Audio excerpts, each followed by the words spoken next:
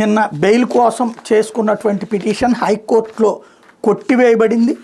అదే సందర్భంలో తదుపరి యాక్టివిటీ నడుస్తోంది.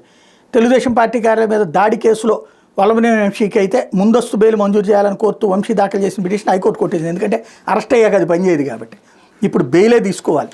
డైరెక్ట్గా ముందస్తు బెయిల్ హైకోర్టులో రాదు. ఈ మేరకు తీర్పు చెప్పారు 2023 ఫిబ్రవరి 20 జరిగినటువంటి ఆ ఇష్యూ మీద.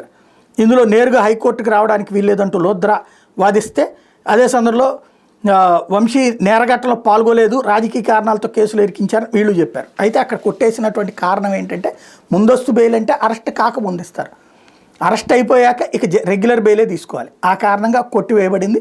అదే సందర్భంలో వంశీకి సంబంధించి భద్రతకి అక్కడ ఇబ్బంది అన్నటువంటి దానికి సంబంధించి నేను మొన్నే చెప్పా, వాళ్ళు జాగ్రత్తగా ప్లాన్ చేస్తున్నారు అన్నటువంటిది. ప్రస్తుతం అతనికి ప్రత్యేక సెల్ ఏర్పాటు చేయడం వెనకాల భద్రతా కారణాలే, జైల్లో బ్లేడ్ బ్యాచ్లు గంజాయి కేసుల్లో నిందితులు ఉన్నారు కాబట్టి అని చెప్పి, అట్లాగే సీసీ కెమెరాలు ప్రత్యేకంగా అమర్చలేదు అని చెప్పుకొచ్చారు. కోర్టులో విజయవాడ జైలు సూపరింటెండెంట్ ఇచ్చినటువంటి వివరణ అది.